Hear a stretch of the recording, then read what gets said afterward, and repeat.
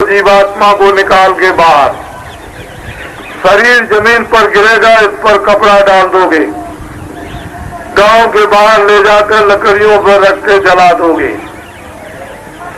ये मकान और जमीन और घर का सामान और आपके दोस्त मित्र बच्चे जिनको तुमने अपना बनाया था कि मेरे काम आएंगे, वो तो सब ये पड़े रहे।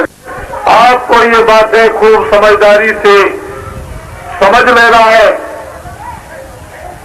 खेती छोड़ना नहीं, दुकान छोड़ना नहीं, दफ्तर छोड़ना नहीं।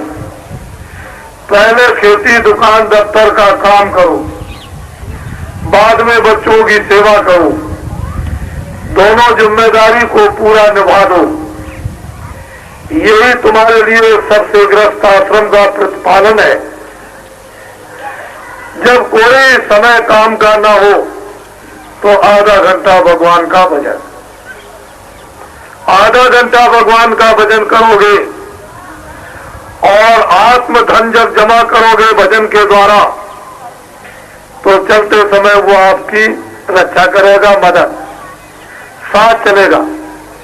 बाकी माया की छाया को जिसको आपने अपना बनाया, इनमें से कोई भी आपके साथ जाने वाला नहीं, ना आपकी कोई मदद करेगा। जिस तरह से तुम संबंध गांठ कर, संबंध बनाकर रिश्तेदार कहते हो मेरे रिश्तेदार हैं, इसी तरह से अगर तुम ये समझकर कोई सबसे बड़ी रिश्तेदारी बना ली जाए, जो इधर भी मेरे काम आए उधर भी काम आए, वो कौन होते हैं? ऋषि मुनि महात्मा साधु संत, जो उस परमात्मा को प्राप्त चिल्लाते और विलाप करते हैं, अरे ये जो देख रहे हो बाहर की आंखों से, इसमें तुम्हारा कुछ भी नहीं है, और तुम्हारे अंदर जो जीवात्मा बैठी है उससे तुम देखते, वो सब कुछ तुम्हारा था, उसको तो देखना तुमने बंद कर दिया, उसको तो तुमने देखा नहीं, और ये देखते हो ये तुम्हारा है नहीं, जो तुम्हारा उसको तुमने जाना नहीं। इसीलिए जरूरत पड़ती थी कि लाखों और करोड़ों रुपया खर्च करेंगे, दान पुण्य करेंगे, सेवा करेंगे, भाव भक्ति करेंगे, वो महात्मा मिल जाए जिन्होंने प्रभु को पाया है। तो ऐसी विभूतियां समय समय पर आया कर। अब बड़े ध्यान जाएगा तो मुक्ति और मोक्ष तो सप्ते में मिल जाएगी, जो बहुत कठोर और असंभव है।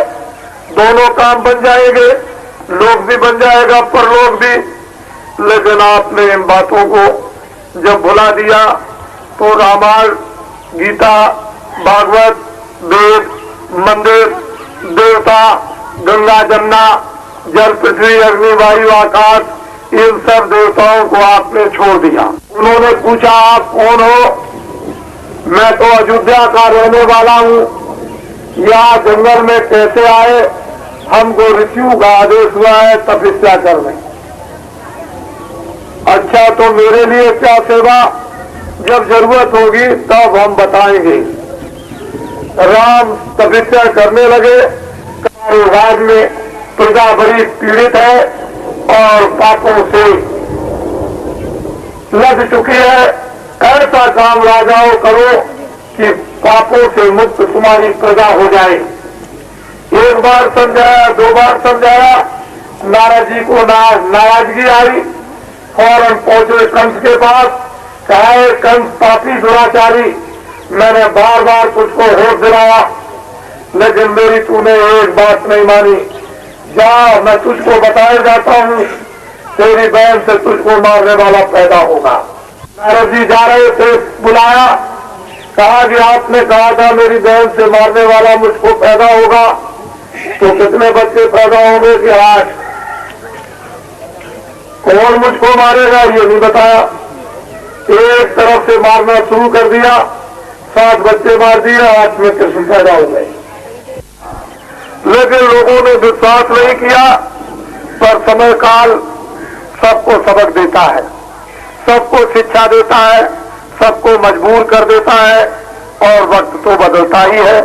चाहे आप मानो न मानो, कृष्ण को, राम को पहचानो न पहचानो, मोहम्मद और गीता को मत जानो, आप बौद्ध और महावीर को मत पहचानो, तुलसीदास मीरा को तुम जहर और भी पिला दो, लेकिन वक्त बदलता है। ऋषियों की, संतों की कभी बाणी मिथ्या नहीं जाती है। और भरतपुर से जब जयपुर तक आया तो मार्गों में कितनी भारी उपस्थिति सड़कों के किनारे, और 5 सत्संगों में किस तरह की भीड़ उपस्थित हुई। और रात को जयपुर में जो एक बहुत बड़ा जन समुदाय उपस्थित हुआ था, उसको आप लोगों ने अपनी आंखों से देखा। इस काफिले का उद्देश्य यह, वो आपको कुछ बताना चाहता, यह है कि आगे बड़ी तकलीफ, बड़े संकट, बड़े दुख आगे आने वाले हैं। तो सावधान ये काफिला करेगा कि तुम लोग अब कम से कम ये बात समझो। आज से हुक्म और आदेश हुआ है भगवान का कि इंसान आदमियों को ये बता दो कि तुमने बहुत झूठ बोला, धोखे दिए, बेईमानी की, चोरी की, कत्ल किए, तुमने बहुत जानवर और पंछी और आदमियों को मारा, अब इन बुरे कामों को बंद करो। उसने हुक्म दिया है कि न रामायण में लिखा, न गीता में, न वो कुरान में, न बाइबल में हुक्म दिया है कि इनको बता दो कि शराब की बूंद का एक कतरा भी मत पीना। वो मांस मुर्दों मिट्टी को खाने के लिए उसने हुक्म दिया है कि इनको कहो कि इसको अब बंद कर दो। दिन में जाकर खेती का, दुकान का, दफ्तर का काम करे, बच्चों की सेवा करे। इन लोगों से ये कहो कि हिंदू आधा घंटा भगवान का मनसूबी मंदिर में सच्चा भजन करें। मुसलमान इस जिस्मानी मस्जिद में सच्ची खुदा की इबादत करे, और ईसाई इसमें प्रार्थना करें। तीनों जातियों के लोग अगर वास्तव में अपने अपने काम, बच्चों की सेवाओं में लग जाएं और आधा घंटा इबादत भजन भगवान का सच्चा करने लगे, तो दुनिया की सारी आने वाली आई हुई तबादत, मुसीबत और ये संकट आपके टल सकते हैं।